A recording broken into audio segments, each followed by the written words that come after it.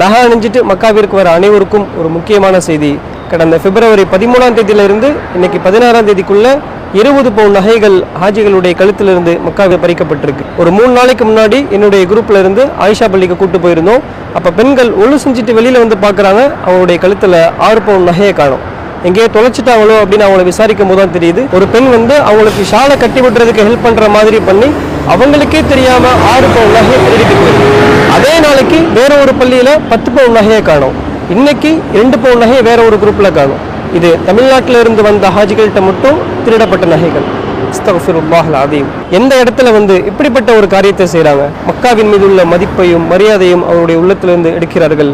இது போன்ற தீயவர்களை மக்காவிலிருந்து அல்லாஹ் வெளியேற்றி அல்லாஹ் தான் அவர்களுக்கு நேர்வழியை கொடுக்கணும். நன்மையான விஷயத்தை செய்ய நாம் வரும் பொழுது நகை அணிந்து வர வேண்டிய அவசியம் இல்லை. இது போன்று அடுத்தவர்களும் பாதிக்கப்படாமல் இருக்க இதை அதிகமாக பரப்புங்கள். அஸ்ஸலாமு அலைக்கும் வரஹ்மத்துல்லாஹி வபரகாத்துஹு.